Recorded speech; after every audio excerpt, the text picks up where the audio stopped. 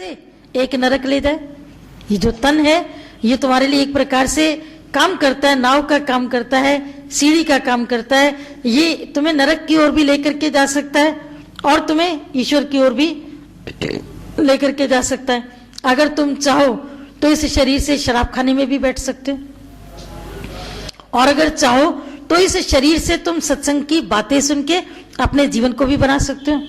हालांकि लोग तुम्हें बैकवर्ड कहेंगे, बैकवर्ड हो क्या, सत्संग में जाते हो, बैकवर्ड हो, लेकिन तुम्हें मालूम नहीं है एक टाइम पर वही लोग कहते हैं आपने बहुत अच्छा किया, आप लोग सत्संग चले गए, हम लोगों ने तो अपनी जीवन बर्बाद कर दी, बेकार की माया में बैठे हैं, मिलता भी कुछ नहीं है, न बेटों से, न बेटियों से, न घर से, न परिवार से, क्योंकि उनकी उम्मीदें जिनके जिनके साथ होती हैं वहां पर उम्मीदों के ऊपर कुठाराघात होता है। बच्चे मेरे साथ ये करें, बच्चे बोलते मम्मी हम बिजी, हम क्या करें। ऐसा थोड़ी कि हम करना नहीं चाहते हैं, लेकिन उनकी अपनी लायबिलिटीज वो समझते हुए भी उनके पास भी कुछ अपनी लिमिटेशन से वो नहीं कर पाते। फोन कर लेंगे, पलट करके माँ बोलेगी फोन से क्या होता है, आ नहीं सकते तो फोन की भी जरूरत नहीं। अब उस समय बच्चे भी सोचते हैं हम क्या करें, हम कुछ कर तो नहीं सकते, तो सब कुछ करना चाहते हुए उनकी लिमिटेशन है। तब मनुष्य को एक ठोकर लगती है कि आखिर मिला क्या संसार से। हमारे दुख के समय हमारे पास में कौन है, हमारी खुशी के समय तो सब होते, दुख के समय कौन होता है। उस समय जब उसको तकलीफ होती है तब उसको लगता है भी इन लोगों ने अच्छा किया, जो लोग सत्संग चले गए ना उन्होंने बहुत अच्छा किया।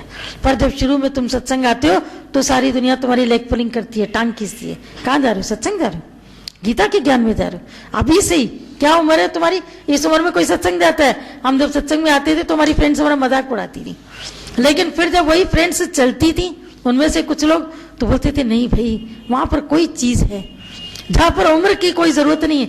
यंग एज में भी बच्चे भी आते हैं वहां पर, तो सत्संग में कितना आगे बढ़ जाते हैं। उन बच्चों के भीतर में दुनिया में जाने की, खाने की, पीने की, सैर करने की, दुनियादारी की तमन्ना ही नहीं रहती है।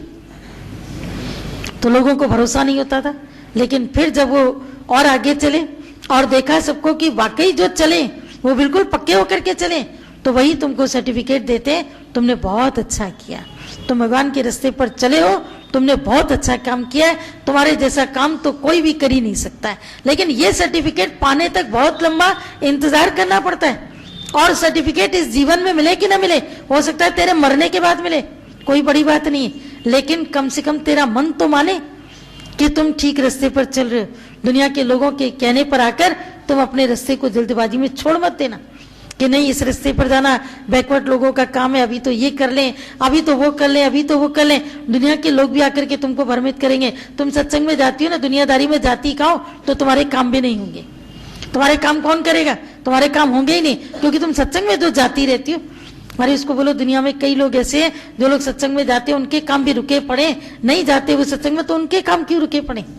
और जो लोग जाते रहते हैं कईयों के काम फटाफट हो जाते हैं, फिर उनके काम कैसे हो जाते हैं। यानी जब होना होता है तभी तो कोई काम होता है, न जाने से न जाने से कोई काम नहीं रुकेगा, लेकिन सहन शक्ति तुमको भीतर की मिल जाएगी। इसलिए दुनिया के लोग कुछ भी कहें, तुमको ये पता होना चाहिए ये जो देह मिली है ये तुम्हें ईश्वर के रास्ते तक ले जाने के लिए मिली है।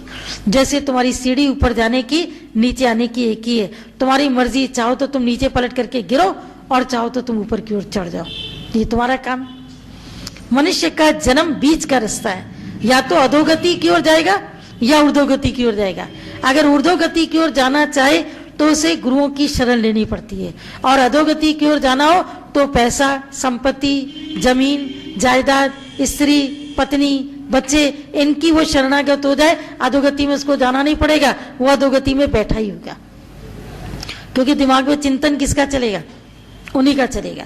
और जब वो संतों की संगति में आता है, इन सब के प्रति उसकी ममता धीरे धीरे कितना, आखिर उसके भीतर में ख्याल आता है आखिर कब तक माया में फंसूंगा और कितना, कोई तो अपने लौटने का टाइम निकालो।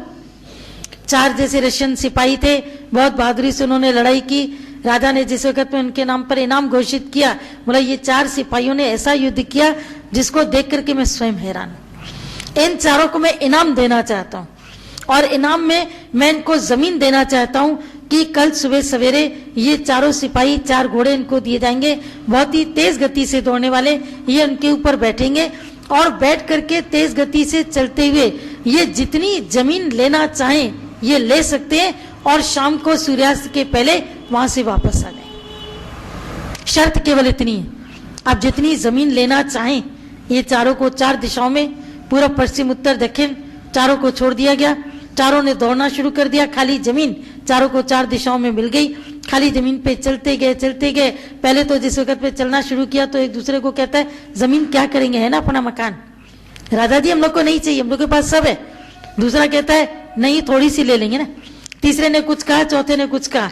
लेकिन जिस वक्त में दौड़ना शुरू किया तो जमीन की लालच एक ऐसी लालच है कि मनुष्य को जमीन की लालच ही दबा देती है। लालच बढ़ती गई, इतनी जमीन से क्या होगा, ये तो भाई को दे दूंगा, ये जमीन बहन को शादी में दे दूंगा, ये जमीन बेटी की शादी के काम आ जाएगी, ये जमीन इसके काम आ जाएगी, इस जमीन के ऊपर हॉस्पिटल खुलवाऊंगा, इस जमीन के ऊपर धर्मशाला बनाऊंगा। और चारों लोग दौड़ते रहे।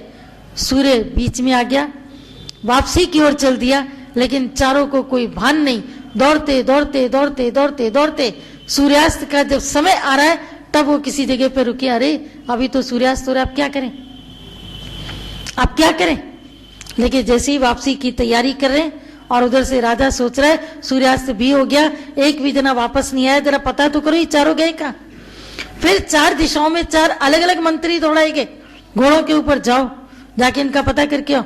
उनमें से एक जो सिपाही था वो तो लेकर के आया एक व्यक्ति को जो बीच रास्ते में ही मर चुका था। वो जमीन की खुशी बर्दाश्त नहीं कर पाया।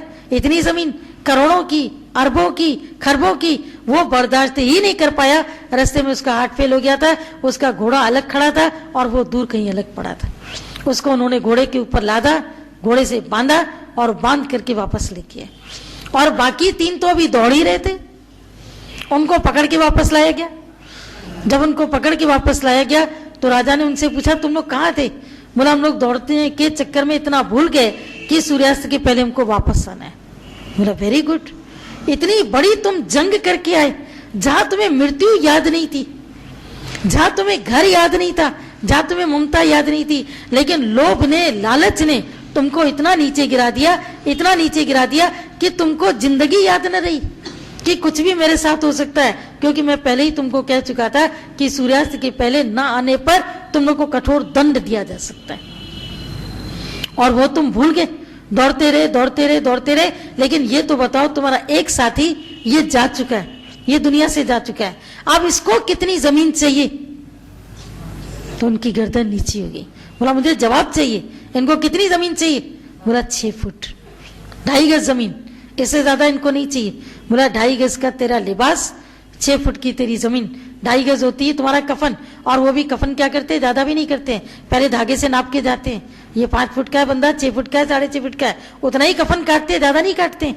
जितनी तेरी लंबाई होगी उसी के अनुसार तेरा कफन कटेगा, न 2 इंच ज्यादा, न आधा मीटर ज्यादा। ये नहीं कि चलो 4 मीटर लेके आए तो 4 मीटर पहना दो, नहीं, जितनी तेरी लंबाई होगी धागे से नापी जाएगी। ये लंबाई है, उस नाप के हिसाब से, उस कच्चे धागे के हिसाब से कफन भी काटा जाएगा। बोला जब तेरे को इतना ही जमीन चाहिए और इतना ही पहनने के लिए कपड़ा चाहिए तो कितनी दौड़, तुम दौड़ते रहे। कितना मनुष्य बेवकूफ है। एक तरफ से तो वो अपनी मरने की भी जहां पर था उसका, लड़ाई की जगह पर मरने का भाव भी वो भूल गया, सब कुछ भूल गया। लेकिन जब जमीन के इकट्ठा करने का भाव आया तो और चाहिए। इसीलिए कहते हैं मनुष्य का पेट भर जाता है लेकिन पेटियां नहीं भरती, पेटियां खाली की खाली रहती। नजर जो है ये मनुष्य की कभी भरती नहीं है, तृप्त नहीं होती है। जितना देखता जाता है इसको और चाहिए, जितना पाएगा और चाहिए, और की लालच में करते एक दिन तुम जमीन के कीड़े बन के जमीन के अंदर ही पैदा होगी। क्यों? क्योंकि सिर्फ तुमको और चाहिए। तभी राजा ने उनसे पूछा, बोला आखिरकार तुमको कितना चाहिए। जितना चाहिए उतना परमात्मा ने तुमको दिया है बराबर के नहीं दिया। तो ज्यादा की तमन्ना क्यों, ज्यादा की जो तुम इतनी इच्छा करते हो उस इच्छा के पीछे तुम लोग कितना दौड़ते रहते हो। इसीलिए अब सत्संग में आकर के अपनी दौड़ को खत्म करो, शांत करो, be still and know that you are there.